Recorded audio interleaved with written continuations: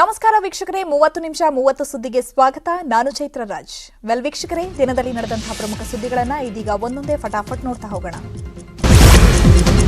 MS ನಿಷೇಧಕ್ಕೆ ಒತ್ತಾಯಿಸಿ ನಾಳೆ ಕರೆ ಕೊಟ್ಟಿದ್ದ ಕರ್ನಾಟಕ ಬಂದ್ ಕರೆಗೆ ವಾಟಾಳ್ ನಾಗರಾಜ್ ವಾಪಸ್ ಪಡೆದಿದ್ದಾರೆ. ಸಿಎಂ ಗೃಹ ಕಚೇರಿ ಕೃಷ್ಣಾದಲ್ಲಿ ಬಸವರಾಜ ಬೊಮ್ಮಾಯಿ, ಗೃಹ ಸಚಿವ ಆರಗ ಜ್ಞಾನೇಂದ್ರ ಜೊತೆ ವಾಟಾಳ್ ನಾಗರಾಜ್ ಜೊತೆ ಚರ್ಚೆ ನಡೆಸಿದ್ದಾರೆ. ಈ ವೇಳೆ ಸಿಎಂ ಬಂದ್ ವಾಪಸ್ ಪಡೆಯುವಂತೆ ಮನವಿಯನ್ನ ಮಾಡಿದ್ದಾರೆ. ಸಿಎಂ ಮನವಿಗೆ ಸ್ಪಂದಿಸಿದ ವಾಟಾಳ್ ನಾಗರಾಜ್ ನಾಳಿನ ಬಂದ್ ಅನ್ನು ವಾಪಸ್ ಪಡೆದಿದ್ದಾರೆ. ನಂತರ ಮಾತನಾಡಿದ ವಾಟಾಳ್ ನಾಗರಾಜ್, ನಾಳೆ ಬಂದ್ ಪ್ರತಿಭಟನೆ ಆಯೋಜಿಸಿತ್ತು. ಸಿಎಂ 2 ಬಾರಿ ಮನವಿ ಮಾಡಿದ್ರು. ಎಂಇಎಸ್ ನಿಷೇಧಿಸಲು ಪ್ರಾಮಾಣಿಕವಾಗಿ ಪ್ರಯತ್ನ ಮಾಡಲಾಗುವುದೆಂದು ಸಿಎಂ ಭರವಸೆಯನ್ನ ಕೊಟ್ಟಿದ್ದಾರೆ. ಸಿಎಂ ಮನವಿಗೆ ಗೌರವ ಕೊಡಲು ನಿರ್ಧಾರ ಮಾಡಲಾಗಿದೆ. ನಾಳೆ ಬಂದ್ ಇರೋದಿಲ್ಲ, ಆದರೆ ಪ್ರತಿಭಟನೆ ಇರುತ್ತೆ ಅಂತ ಮಾಹಿತಿಯನ್ನು ಕೊಟ್ಟಿದ್ದಾರೆ. ನಾವು ಇವತ್ತು ಬೆಳಗ್ಗೆಯಿಂದಲೂ ನಮ್ಮ ಒಕ್ಕೂಟದವರು ಏನಾದರೂ ಮಾಡಿ ಬಂದು ಬೇಡಿ ಅಂತ ಹೇಳಿ ನನ್ನ ಮೇಲೆ ಇನ್ನಿಲ್ಲ ಅಂಥೇಳಿ ಒತ್ತಡ ತಂದರು. ಅವ್ರ ಮಾತಿಗೂ ನಾನು ಬೆಲೆ ಕೊಡಬೇಕಾಯಿತು, ಮುಖ್ಯಮಂತ್ರಿಗಳ ಮಾತಿಗೂ ಬೆಲೆ ಕೊಡಬೇಕಾಯಿತು. ಆ ದೃಷ್ಟಿಯಿಂದ ಬಂದು ನಾಳೆ ನಡಿಬೇಕಾದ ಬಂದು ನಡೆಯೋದಿಲ್ಲ. ಮುಖ್ಯಮಂತ್ರಿಗಳ ಮಾತಿನಿಂದ ಬಂದನ್ನು ನಾವು ಹಿಂದಕ್ಕೆ ಪಡೆದಿದ್ದೇವೆ. ಬಂದನ್ನು ಹಿಂದಕ್ಕೆ ಪಡೆದಿದ್ದೇವೆ.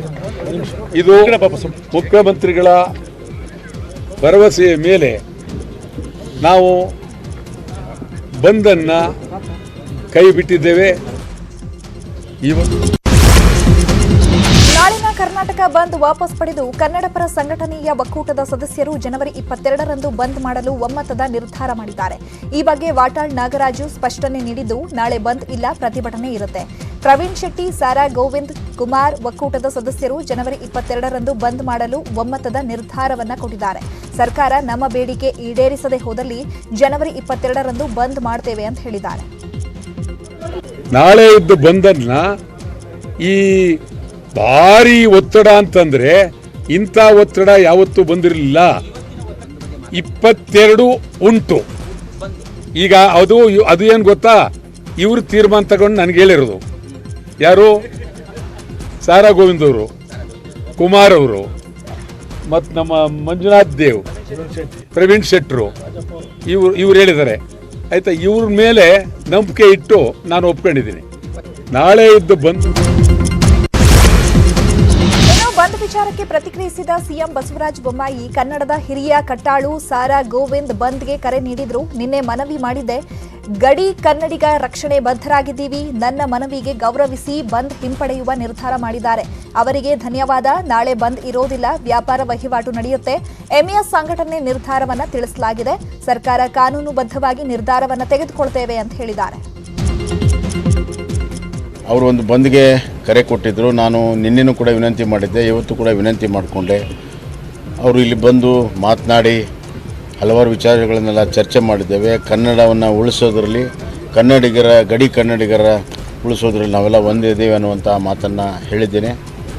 ಅವರು ಹಲವಾರು ವಿಚಾರಗಳು ಮುಂದೆ ಕನ್ನಡದ ರಕ್ಷಣೆ ಹಂಗೆ ಮಾಡಬೇಕನ್ನುವಂಥದ್ದು ಕೂಡ ಹೇಳಿದ್ದಾರೆ.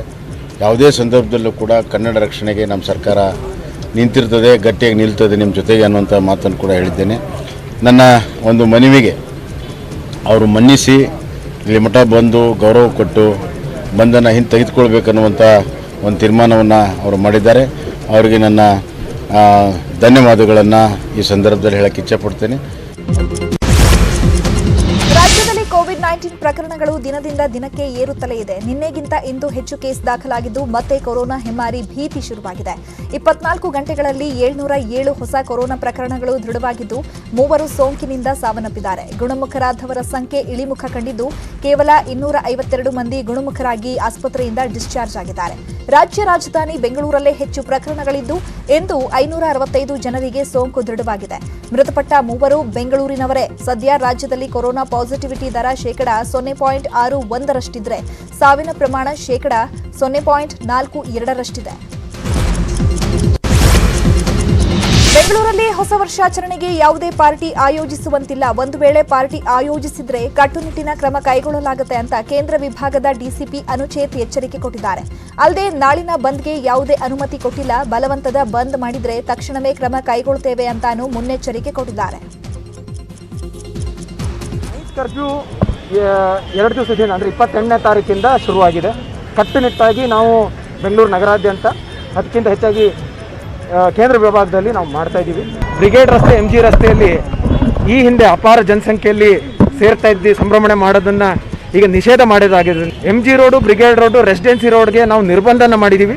DJ ಇವೆಂಟ್ ಇತ್ಯಾದಿ ಯಾವ ಇದರಲ್ಲೂ ಅವಕಾಶ ಇಲ್ಲ. ಅದೇ ರೀತಿ ನಾವೆಲ್ಲ ಹೋಟೆಲ್ಲು, ಪಬ್ಬು, ರೆಸ್ಟೋರೆಂಟ್ಗಳಿಗೂ ತಿಳಿಸಿದ್ದೀವಿ.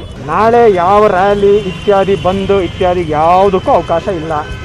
ನಾಳೆ ಕಟ್ಟುನಿಟ್ಟಾದ ಕ್ರಮವನ್ನು ಜರುಗ್ತೀವಿ. ನಾವು ನಾಳೆ ಯಾರೇ ಬಂದರೂ ಕೂಡ ಮುಲಾಜಿಲ್ದರೆ ನಿರ್ದಾಕ್ಷಿಣ್ಯವಾಗಿ ಅವ್ರ ಮೇಲೆ ಕ್ರಮ ತಗೊಳ್ತೀವಿ. ಯಾವುದು ಒತ್ತಾಯಪೂರ್ವಕವಾಗಿ ಬಂದ್ ಮಾಡೋದಕ್ಕೆ ಅವಕಾಶ ಕೊಡೋದಿಲ್ಲ.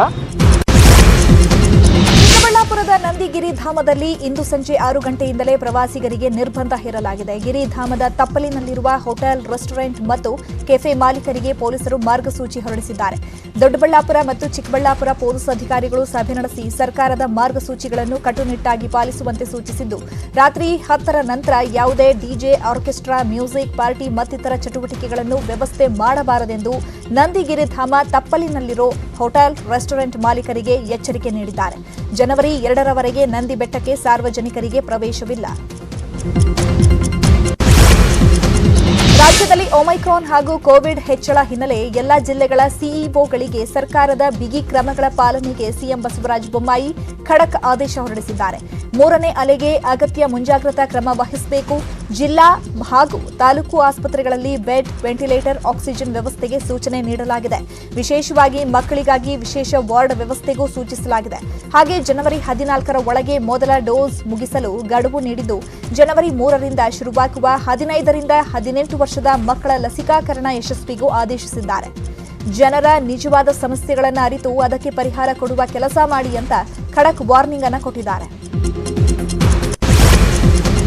ಒಮೈಕ್ರಾನ್ ಅಬ್ಬರಕ್ಕೆ ವಿಶ್ವವೇ ಬೆಚ್ಚಿ ಬೀಳುತ್ತಿದೆ. ಅದರಲ್ಲೂ ಅಮೆರಿಕಾದಲ್ಲಂತೂ ಸೋಂಕಿನ ಸುನಾಮಿಯೇ ಎದ್ದಿದೆ. ಹೀಗಾಗಿ ವಿಶ್ವ ಆರೋಗ್ಯ ಸಂಸ್ಥೆ ಎಚ್ಚರಿಕೆ ಸಂದೇಶ ರವಾನಿಸಿದೆ. ಒಮೈಕ್ರಾನ್ ಸೋಂಕು ಅತ್ಯಂತ ವೇಗವಾಗಿ ಹರಡುತ್ತಾ ಇದೆ. ಡೆಲ್ಟಾ ತಳಿಯಂತೆಯೇ ಇದೂ ಸಹ ವ್ಯಾಪಿಸಿದ್ರೆ ದೊಡ್ಡ ಗಂಡಾಂತರವೇ ಎದುರಾಗಲಿದೆ. ಹೀಗಾಗಿ ಸೋಂಕಿನ ಬಗ್ಗೆ ಎಚ್ಚರವಾಗಿರಬೇಕು ಅಂತ ಮುನ್ಸೂಚನೆಯನ್ನ ಕೊಟ್ಟಿದೆ. ಕೊಡಗು ಜಿಲ್ಲೆಯಲ್ಲಿ ಕಳೆದ 1 ತಿಂಗಳಿನಿಂದ ಕೋವಿಡ್ ಪಾಸಿಟಿವ್ ಪ್ರಕರಣಗಳ ಸಂಖ್ಯೆ ತೀವ್ರಗೊಳ್ಳುತ್ತಲೇ ಇದೆ. ನವೆಂಬರ್ 30ರಿಂದ ಡಿಸೆಂಬರ್ 30ರವರೆಗೆ ಅಂದ್ರೆ 1 ತಿಂಗಳ ಅವಧಿಯಲ್ಲಿ 478 ಕೋವಿಡ್ ಪಾಸಿಟಿವ್ ಪ್ರಕರಣಗಳು ದಾಖಲಾಗಿವೆ. 3ನೇ ಅಲೆ ಬಂದರೂ ನಾವು ಚಿಕಿತ್ಸೆ ನೀಡಲು ಜಿಲ್ಲಾಡಳಿತ ಸಿದ್ಧವಾಗಿದೆ. ಜಿಲ್ಲೆಯಲ್ಲಿ 660 ಆಕ್ಸಿಜನ್ ಬೆಡ್ಗಳನ್ನು ರೆಡಿ ಮಾಡಿಕೊಂಡಿದ್ದೇವೆ.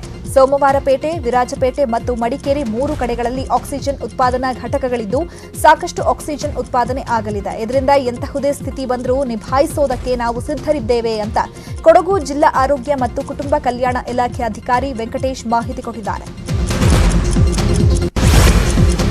ಹೊಸ ವರ್ಷಾಚರಣೆ ಸಂಭ್ರಮಕ್ಕೆ ಸರ್ಕಾರ ಬ್ರೇಕ್ ಹಾಕಿರೋ ಕಾರಣ ಕೊಪ್ಪಳದಲ್ಲಿ ಕೇಕ್ ವ್ಯಾಪಾರಿಗಳಿಗೆ ಹೊಡೆತ ಬೀಳ್ತಾ ಇದೆ. ಹೊಸ ವರ್ಷಕ್ಕೆ ಹೆಚ್ಚೆಚ್ಚು ಕೇಕ್ಗಳಿಗೆ ಜನರಿಂದ ಬೇಡಿಕೆ ಇರ್ತಾ ಇತ್ತು. ಆದರೆ 2 ವರ್ಷಗಳಿಂದ ಕೇಕ್ ಬೇಡಿಕೆ ಕಡಿಮೆ ಆಗ್ತಾ ಇದೆ. ಈ ಬಾರಿಯಾದರೂ ಕೇಕ್ಗೆ ಬೇಡಿಕೆ ಹೆಚ್ಚಾಗುತ್ತೆ ಎಂಬ ನಿರೀಕ್ಷೆಯಲ್ಲಿದ್ದ ಬೇಕರಿ, ಕೇಕ್ ತಯಾರಿಕರಿಗೆ ಮತ್ತೆ ಸಂಕಷ್ಟ ಎದುರಾಗಿದೆ. ಈ ವರ್ಷ ನೈಟ್ ಕರ್ಫ್ಯೂ ಜಾರಿಯಾಗಿರುವ ಹಿನ್ನೆಲೆ ಸಾರ್ವಜನಿಕ ಸ್ಥಳದಲ್ಲಿ ಹೊಸ ವರ್ಷಾಚರಣೆ ಇಲ್ಲ. ಇದರಿಂದಾಗಿ ಕೇಕ್ ತಯಾರಿಕರಿಗೆ ಆರ್ಡರ್ ಇಲ್ಲ. ಪ್ರತಿ ವರ್ಷ 100ರಿಂದ 200 ಕೇಕ್ಗಳು ಆರ್ಡರ್ ಆಗ್ತಾ ಇದ್ವು. ಈ ವರ್ಷ ಕೇವಲ 10ರಿಂದ 15 ಕೇಕ್ಗಳು ಮಾತ್ರ ಆರ್ಡರ್ ಮಾಡಲಾಗಿದೆ. ಕೊರೋನಾ ಕಾರಣಕ್ಕಾಗಿ 2 ವರ್ಷದಿಂದ ಕೇಕ್ ಉದ್ಯಮ ಸಂಕಷ್ಟದಲ್ಲಿದೆ. ಸ್ಥಳೀಯ ಸಂಸ್ಥೆಗಳ ಚುನಾವಣೆಯ ಫಲಿತಾಂಶ ಹೊರಬಿದ್ದಿದ್ದು ಆಡಳಿತಾರೂಢ ಬಿಜೆಪಿ ಭಾರೀ ಮುಖಭಂಗ ಅನುಭವಿಸಿದೆ. ಕಾಂಗ್ರೆಸ್ ಮೇಲುಗೈ ಸಾಧಿಸಿದೆ. 5 ನಗರಸಭೆ, 19 ಪುರಸಭೆ, 34 ಪಟ್ಟಣ ಪಂಚಾಯಿತಿಗಳ ಒಟ್ಟು 1184 ವಾರ್ಡ್ಗಳಲ್ಲಿ ನಡೆದ ಚುನಾವಣೆಯಲ್ಲಿ ಕಾಂಗ್ರೆಸ್ ಬರೋಬ್ಬರಿ 501 ವಾರ್ಡ್ನಲ್ಲಿ ಜಯ ಸಾಧಿಸಿದೆ. ಬಿಜೆಪಿ 431 ವಾರ್ಡ್ನಲ್ಲಿ ಜಯ ಸಾಧಿಸಿದೆ. ಹಾಗೆ ಜೆಡಿಎಸ್ ಕೇವಲ 45 ವಾರ್ಡ್ನಲ್ಲಿ ಜಯ ಸಾಧಿಸಿದೆ. ಇತರರು 207 ಸ್ಥಾನದಲ್ಲಿ ಜಯ ಗಳಿಸಿದ್ದಾರೆ. 5 ನಗರಸಭೆಗಳ ಪೈಕಿ ಚಿಕ್ಕಮಗಳೂರು, ಹೆಬ್ಬಗೋಡಿ, ಗದಗ, ಬೆಟಗೇರಿ ಬಿಜೆಪಿ ಪಾಲಾಗಿದ್ರೆ ಹೊಸಪೇಟೆ ಹಾಗೂ ಶಿರಾದಲ್ಲಿ ಅತಂತ್ರ ಪರಿಸ್ಥಿತಿ ಇದೆ.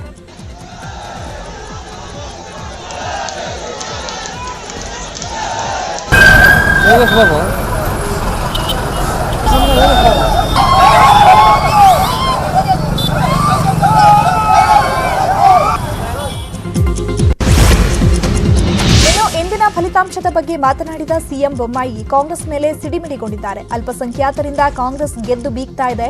ಅಲ್ಪಸಂಖ್ಯಾತರಿರೋ ಕಡೆ ನಗರಸಭೆಯಲ್ಲಿ 4 ಸೀಟ್ ಬಂದಿದೆ. 2023ಕ್ಕೂ ಮತ್ತೆ ಬಿಜೆಪಿಯ ಅಧಿಕಾರಕ್ಕೆ ಬರಲಿದೆ ಅಂತ ಹೇಳಿದ್ರು. ಇನ್ನು ಇದಕ್ಕೆ ಧ್ವನಿಗೂಡಿಸಿದ ಈಶ್ವರಪ್ಪ, ಎಲ್ಲೆಲ್ಲಿ ಗೆದ್ದಿದ್ದೇವೆ ಅಲ್ಲಿ ಅಭಿವೃದ್ಧಿ ಕೆಲಸ ಮಾಡ್ತೀವಿ, ಮುಂದಿನ ದಿನಗಳಲ್ಲಿ ಎಲ್ಲಾ ಕಡೆ ಅಧಿಕಾರಕ್ಕೆ ಬರ್ತೀವಿ ಅಂತ ಹೇಳಿದ್ದಾರೆ. ಅಭಿವೃದ್ಧಿ ಕಾಂಗ್ರೆಸ್ಗೆ ಬುಡಾನೇ ಇಲ್ಲ ಆದ್ರಿಂದ ಈ ಥರ ಅವರು ಮಾತಾಡ್ತಾರೆ. ಬುಡಾನೇ ಇಲ್ಲ. ಇವತ್ತು ಎಲ್ಲ ಗ್ರಾಮ ಪಂಚಾಯತಿಯಲ್ಲಿ ನಮ್ದು ಹೆಚ್ಚಿನ ಸಂಖ್ಯೆಯಲ್ಲಿದೆ, ಪಟ್ಟಣ ಪಂಚಾಯತಿಯಲ್ಲಿ ಕೂಡ ಬಂದಿದ್ದೇವೆ. ಅವರು ಯಾವುದೋ ಒಂದು 4-5 ನಗರಸಭೆಯಲ್ಲಿ ಅಲ್ಪಸಂಖ್ಯಾತರ ವಾರ್ಡಲ್ಲಿ ಜಾಸ್ತಿ ಬಂದು ಹಿಗ್ಗುವಂಥ ಅವಕಾಶ ಒಂದೇನೂ ಅವಶ್ಯಕತೆ ಇಲ್ಲ. ಎಲ್ಲೆಲ್ಲಿ ಗೆದ್ದಿದ್ದೀವಿ, ಗೆದ್ದಿರೋಂಥ ಜಾಗಗಳಲ್ಲಿ ಅಭಿವೃದ್ಧಿ ಕಾರ್ಯಗಳನ್ನು ಮಾಡ್ತಾ ಯಾವ ನಗರಸಭೆ ಪುರಸಭೆಗಳಲ್ಲಿ ನಮಗೆ ಮೆಜಾರಿಟಿ ಬಂದಿಲ್ವೋ ಬರುವಂಥ ದಿನಗಳಲ್ಲಿ ಸಂಘಟನೆಯನ್ನು ಶಕ್ತಿಶಾಲಿಯ ಕಟ್ಟಿ ಅಲ್ಲೂ ಕೂಡ ಅಧಿಕಾರ ತರಂಥ ಪ್ರಯತ್ನವನ್ನು ಮಾಡ್ತೇವೆ. ಚಿಕ್ಕಮಗಳೂರು ನಗರಸಭೆ ಚುನಾವಣೆಯಲ್ಲಿ ಬಿಜೆಪಿ ಜಯಭೇರಿ ಬಾರಿಸಿದೆ. 35 ವಾರ್ಡ್ಗಳಲ್ಲಿ 18ರಲ್ಲಿ ಬಿಜೆಪಿ ಗೆಲುವು ಸಾಧಿಸಿದೆ. ಈ ಹಿನ್ನೆಲೆ ಬಿಜೆಪಿ ರಾಷ್ಟ್ರೀಯ ಪ್ರಧಾನ ಕಾರ್ಯದರ್ಶಿ ಸಿಟಿ ರವಿ ಬಿಜೆಪಿ ಕಾರ್ಯಕರ್ತರ ಜೊತೆ ರಸ್ತೆಯಲ್ಲೇ ಕುಣಿದು ಕುಪ್ಪಳಿಸಿದ್ದಾರೆ. ಬಿಜೆಪಿ ಗೆಲುವಿಗೆ ಸಿಟಿ ರವಿ ಸ್ಟೆಪ್ಸ್ ಹಾಕಿ ಸಂಭ್ರಮಿಸಿದರು.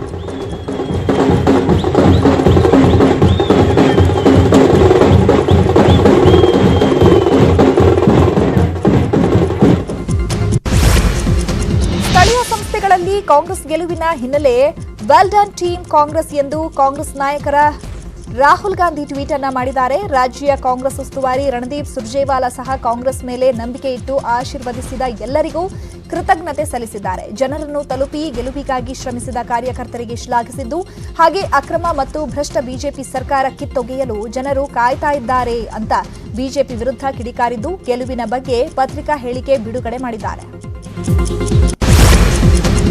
ಚಿತ್ರದುರ್ಗ ಜಿಲ್ಲೆ ತುರುವನೂರು ಗ್ರಾಮದಲ್ಲಿ ಗ್ರಾಮ ಪಂಚಾಯಿತಿ ಉಪಚುನಾವಣೆಯಲ್ಲಿ ಗೆದ್ದ ಡಿಆರ್ ಮಂಜುನಾಥ್ಗೆ ಹಾಲಿನ ಅಭಿಷೇಕ ಮಾಡಲಾಗಿದೆ. ಗ್ರಾಮದ ಗೆಳೆಯರು ಹಾಲಿನ ಅಭಿಷೇಕ ಮಾಡಿ ಸಂಭ್ರಮಿಸಿದ್ರು. ಮಹಿಳೆಯರು ಆರತಿ ಮಾಡಿದ್ದಾರೆ.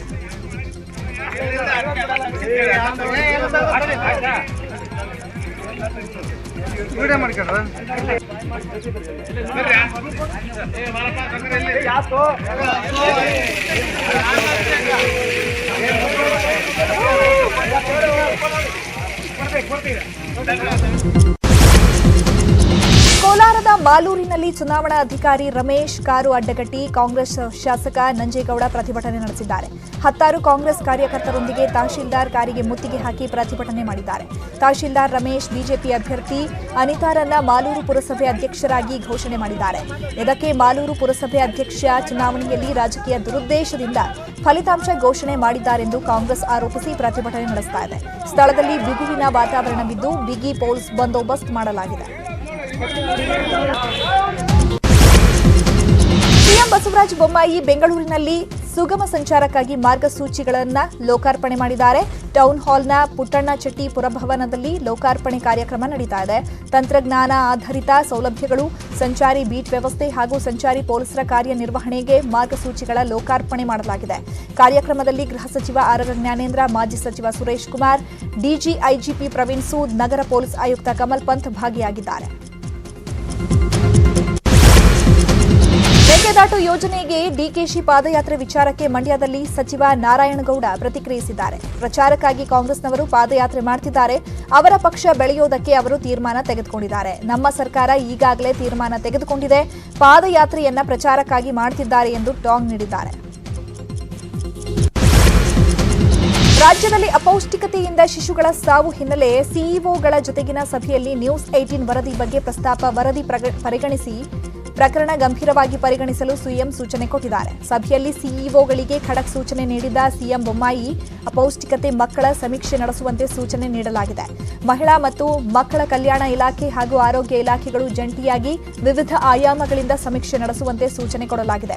ಅಲ್ಲದೆ ಅಪೌಷ್ಟಿಕತೆ ನಿವಾರಣೆಗೆ ಸಮಗ್ರ ಯೋಜನೆ ರೂಪಿಸಲು ಆದೇಶಿಸಿದ್ದು, ಅಪೌಷ್ಟಿಕತೆ ನಿವಾರಣೆಗೆ ಇರುವ ಮಾನದಂಡಗಳನ್ನು ಪುನಾರಚನೆ ಮಾಡಬೇಕು. ಮಕ್ಕಳಲ್ಲಿ ಪೌಷ್ಟಿಕತೆ ಹೆಚ್ಚಿಸಲು ವಿಶೇಷ ಕಾರ್ಯಕ್ರಮ ರೂಪಿಸುವಂತೆ ಆದೇಶವನ್ನು ಹೊರಡಿಸಿದ್ದಾರೆ. ನ್ಯೂಸ್ 18 ಕನ್ನಡ ವರದಿಯಿಂದ ಎಚ್ಚೆತ್ತಂತಹ ಸರ್ಕಾರ ಅಪೌಷ್ಟಿಕತೆ ನಿವಾರಣೆಗೆ ರಾಜ್ಯ ಸರ್ಕಾರ ಇದೀಗ ಮುಂದಾಗಿದೆ. ರಾಜ್ಯದಲ್ಲಿ ಅಪೌಷ್ಟಿಕತೆಯಿಂದ ಶಿಶುಗಳ ಸಾವು ಹಿನ್ನೆಲೆ ನ್ಯೂಸ್ 18 ಕನ್ನಡ ವಿಸ್ತೃತ ವರದಿ ಪ್ರಸಾರ ಮಾಡಿತ್ತು. ಈ ಬಗ್ಗೆ ಸಿಎಂ ಬಸವರಾಜ ಬೊಮ್ಮಾಯಿ ಎಲ್ಲ ಜಿಲ್ಲೆಗಳ ಸಿಇಒಗಳ ಜೊತೆ ನಡೆಸಿದ ಸಭೆಯಲ್ಲಿ ಮಾತನಾಡಿದ್ದಾರೆ. ಸಿಇಒಗಳಿಗೆ ವರದಿ ಪರಿಗಣಿಸಿ ಪ್ರಕರಣ ಗಂಭೀರವಾಗಿ ತೆಗೆದುಕೊಳ್ಳುವಂತೆ ಆದೇಶವನ್ನು ಹೊರಡಿಸಿದ್ದಾರೆ.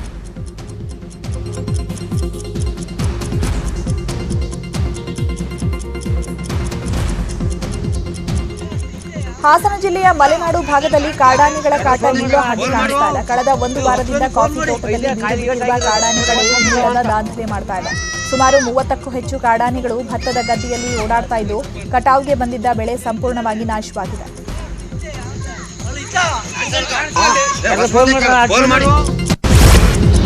ಕೇಂದ್ರ ಸರ್ಕಾರದಿಂದ ರಾಜ್ಯಕ್ಕೆ 504 ಕೋಟಿ ರೂಪಾಯಿ ಎನ್ಡಿಆರ್ಎಫ್ ಬಿಡುಗಡೆ ಮಾಡಲಾಗಿದೆ.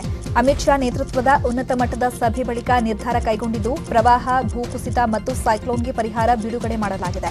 ಕರ್ನಾಟಕ ಸೇರಿ 7 ರಾಜ್ಯಗಳಿಗೆ ಒಟ್ಟು 3,063 ಕೋಟಿ ರೂಪಾಯಿ ರಾಷ್ಟ್ರೀಯ ವಿಪತ್ತು ನಿರ್ವಹಣಾ ನಿಧಿಯನ್ನು ಕೇಂದ್ರ ಗೃಹ ಇಲಾಖೆ ಬಿಡುಗಡೆ ಮಾಡಿದೆ.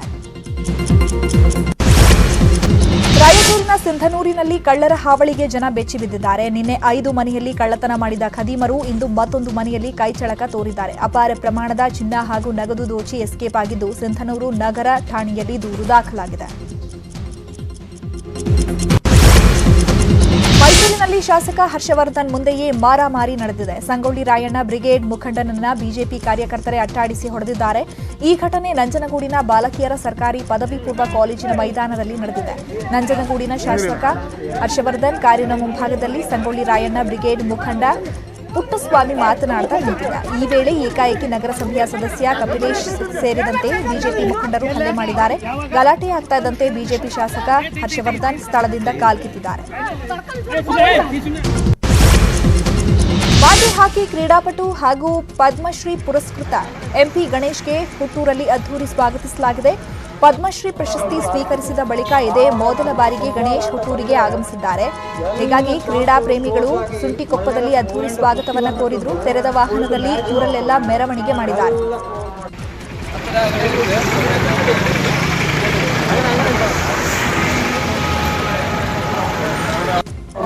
ಆಡ್ತಿದ್ದೆ. ಆವಾಗ ನಾನು ಫುಟ್ಬಾಲ್ ಆಟ ಬಂದರೆ ಎಲ್ಲ ಶಾಪ್ಗಳು ಕ್ಲೋಸ್ ಆಗಿ ಒಳ್ಳೆಯ ಪೋಯಿಂಟ್ ಕುಟ್ಟಿ ಬಂದ್ಬಿಟ್ಟು ಹೋಯ್ತು ಮ್ಯಾಚ್ ನೋಡ್ಬೋದು ಎಲ್ಲ ಕ್ಲೋಸ್ ಮಾಡ್ತಿದ್ರು. ಹತ್ತು ಗಣೇಶನ್ನ ಇಲ್ಲಿ ನೀವು ಪ್ರವೇಶ ಮಾಡಬೇಕು, ಅದೇ ನಿಮ್ಮ ಕರ್ತವ್ಯ. ಮಹಾತ್ಮ ಗಾಂಧಿ ವಿರುದ್ಧ ಅವಹೇಳನಕಾರಿ ಹೇಳಿಕೆ ನೀಡಿದ ಮಧ್ಯಪ್ರದೇಶದ ಧಾರ್ಮಿಕ ಮುಖಂಡ ಕಾಳಿಚರಣ್ ಮಹಾರಾಜ್ನನ್ನು ಛತ್ತೀಸ್ಗಢ ಪೊಲೀಸರು ಬಂಧಿಸಿದ್ದಾರೆ. ರಾಯ್ಪುರದಲ್ಲಿ ಡಿಸೆಂಬರ್ 26ರಂದು ನಡೆದ ಧರ್ಮ ಸಂಸತ್ನಲ್ಲಿ ಮಹಾತ್ಮ ಗಾಂಧಿ ವಿರುದ್ಧ ಆಕ್ಷೇಪಾರ್ಹ ಪದ ಬಳಸಲಾಗಿತ್ತು.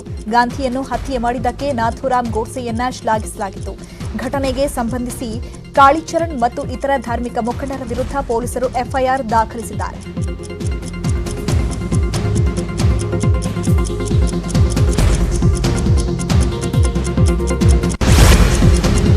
ತೆಲುಗು ಗಾಯಕಿ ಮಂಗ್ಲಿಯ ಬಳಿ ಅಭಿಮಾನಿಗಳು ಸೆಲ್ಫಿ ತೆಗೆದುಕೊಳ್ಳಲು ಮುಗಿಬಿದ್ದ ವೇಳೆ ಅಭಿಮಾನಿಗಳ ವಿರುದ್ಧ ಕೋಪಗೊಂಡು ಹೊಡೆಯಲು ಮುಂದಾಗಿರುವ ವಿಡಿಯೋ ಸಾಮಾಜಿಕ ಜಾಲತಾಣಗಳಲ್ಲಿ ಹರಿದಾಡುತ್ತಿದೆ.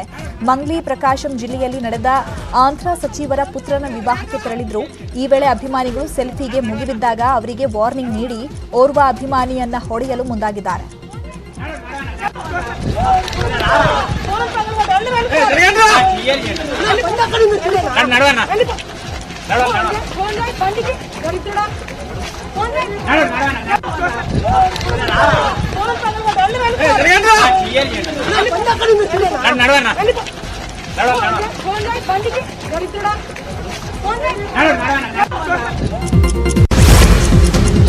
ಬಾಲಿವುಡ್ ನಟಿ ಸಾಯಿ ಪಲ್ಲವಿ ತಾವೇ ನಟಿಸಿರುವ ಶ್ಯಾಮ್ ಸಿಂಹ ರಾಯ್ ಸಿನಿಮಾವನ್ನ ಬುರ್ಕಾ ಧರಿಸಿ ಪ್ರೇಕ್ಷಕರ ಜೊತೆಗೆ ವೀಕ್ಷಿಸಿದ್ದಾರೆ. ತಮ್ಮ ಸಿನಿಮಾದ ಬಗ್ಗೆ ಜನರ ಪ್ರತಿಕ್ರಿಯೆ ಹೇಗಿದೆ ಎಂದು ತಿಳಿಯುವ ಸಲುವಾಗಿ ಬುರ್ಕಾ ಧರಿಸಿಕೊಂಡು ಥಿಯೇಟರ್ಗಳಿಗೆ ಬಂದು ಸಿನಿಮಾ ವೀಕ್ಷಣೆ ಮಾಡಿದ್ದಾರೆ. ಚಿತ್ರದಲ್ಲಿ ನಾನಿ ದ್ವಿಪಾತ್ರದಲ್ಲಿ ನಟಿಸಿದ್ರೆ ರಾಹುಲ್ ಸಂಕೃತ್ಯನ್ ನಿರ್ದೇಶನದಲ್ಲಿ ಸಾಯಿ ಪಲ್ಲವಿ ದೇವದಾಸಿಯಾಗಿ ಕಾಣಿಸಿಕೊಂಡಿದ್ದಾರೆ. ದಕ್ಷಿಣ ಆಫ್ರಿಕಾ ವಿರುದ್ಧದ ಮೊದಲ ಟೆಸ್ಟ್ನಲ್ಲಿ ಭಾರತ ತಂಡ ಭರ್ಜರಿ ಗೆಲುವು ದಾಖಲಿಸಿದೆ. 305 ರನ್ಗಳ ಗುರಿ ಬೆನ್ನತ್ತಿದ ಹರಿಯಾಣಗಳ ಪಡೆ 191ಕ್ಕೆ ಆಲ್ ಔಟ್ ಆಗಿದೆ. ಇಂಡಿಯಾದ ವೇಗಿಗಳ ದಾಳಿಗೆ ಸೌತ್ ಆಫ್ರಿಕಾ ಬ್ಯಾಟ್ಸ್ಮನ್ಗಳು ತತ್ತರಿಸಿ ಹೋದರು. ಮೊಹಮ್ಮದ್ ಶಮಿ 5 ವಿಕೆಟ್ ಉರುಳಿಸಿದರೆ ಬೂಮ್ರಾ ಹಾಗೂ ಠಾಕೂರ್ ತಲಾ 2 ವಿಕೆಟ್ ಕಬಳಿಸಿದ್ರು. ಟೀಂ ಇಂಡಿಯಾ 113 ರನ್ಗಳ ಭರ್ಜರಿ ಜಯವನ್ನ ಸಾಧಿಸಿದೆ.